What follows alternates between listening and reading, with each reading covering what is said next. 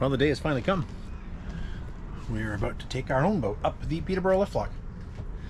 If you know anything about the area of the Trent-Severn, you understand the why it's an exciting bit of an adventure.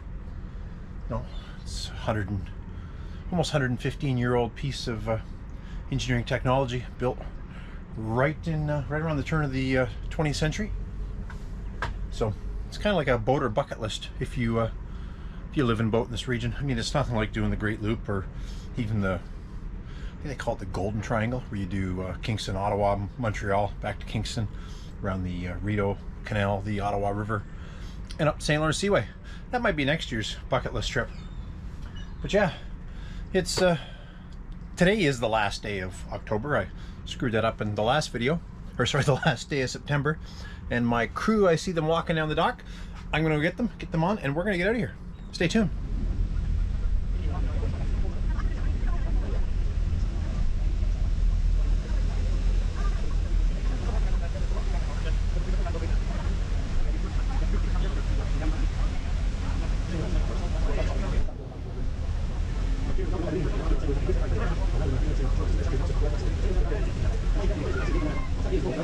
Slowly begin to separate. And the crossover valve, once again, will open up to about 75% capacity and ready to go. This is still the highest hydraulic lift locks in the world, with only 2 of them around here. The one here at Peterborough, and the second is at Kirkfield, a little farther up in the system. But this is the highest one, at 65 feet or 19.8 meters. Once that crossover valve opens, gravity does everything else. Now it's the extra foot of water out of the chamber which causes that chamber to go down, in turn causing us to rise. Like I say, once he opens the crossover valve, it's gravity that moves everything. There's no pumps. Wow. And unlike the first lock we went through, they could put bolts in each of the chambers. So the bolts going down as we're going up. It wouldn't matter how many bolts are in either chamber, because Archimedes' principle. A vessel displaces its own weight in the water, so there's no change in the weight of the chamber because the number of vessels in it. Yeah, just nothing. Yeah. You and I have already thought about that probably over the last 3 or 4 days. We'll get here and get A few things that have been changed over the years. The end gates holding back the canal water in front of us, the end gates on each end of the chamber, now built out of aluminum, replacing the original gates, which were steel.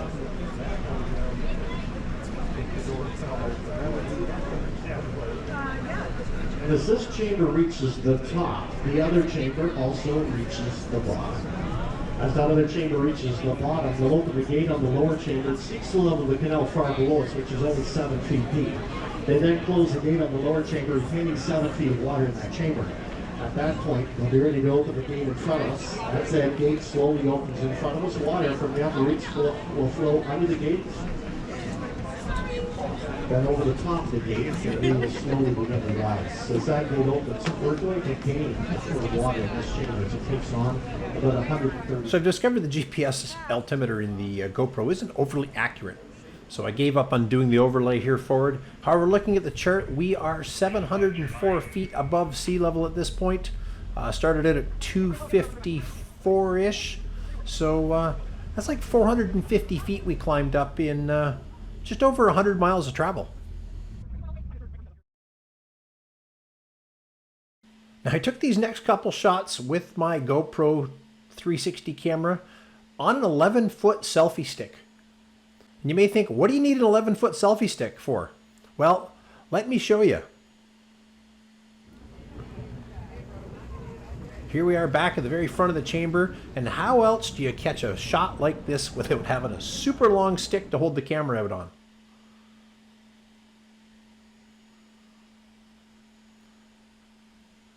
Right over the edge, looking down 65 odd feet below us, and we're about set to head back down the Peterborough Liftlock.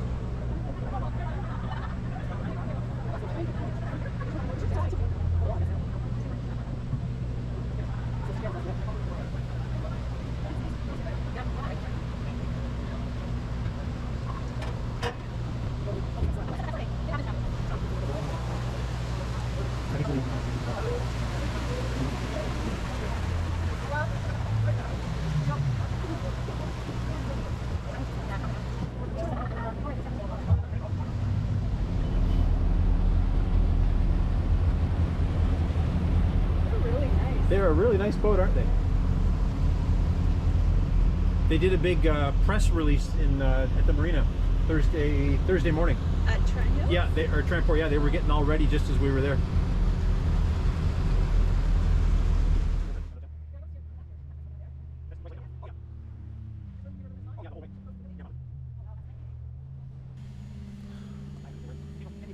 At the south end of the Accompany River at Rice Lake, it's pretty tight coming through here. Almost looks like just an abandoned channel. Hard to believe that some pretty big boats traverse through this section on a regular basis. Got around all the fishermen and the PWCs and pontoons and stuff out hanging out here, and made the corner headed east and finally could open things up a little bit.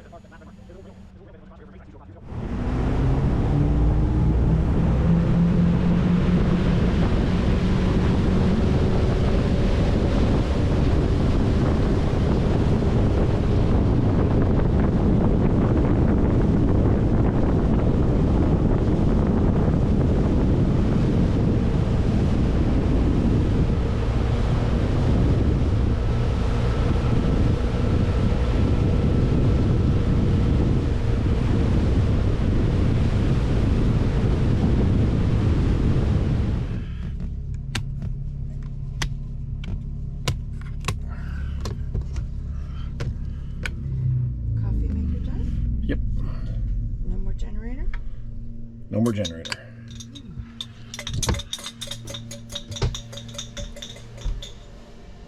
clean and we are fed. Yep, we are clean and we are fed.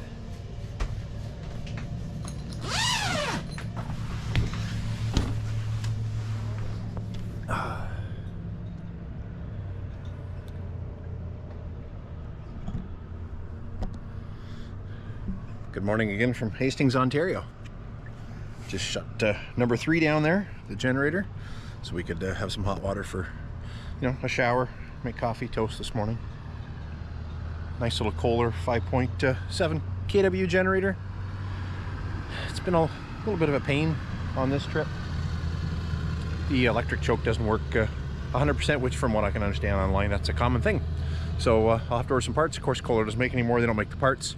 It is just a Kawasaki 700cc V-twin, liquid cooled. They use them in golf carts, I think. I don't know. I've been told that, but I didn't know golf carts were liquid cooled. But hey, well, most golf carts are electric nowadays. But that's what the internet's for. I don't know how you guys that you know, do things like restoration of classic cars, what you guys did before the internet, because as much as people say they hate it, man, it's so easy to jump online and find somebody that's got a comparable part for something that's 20 years old like that, that's no longer in service. But hey, finished the Liftlock yesterday, come down the Accompany. By the time we got here, tied up last night and fed ourselves. It was getting dark, so I didn't shoot any video there. But yeah, this is the end of this one.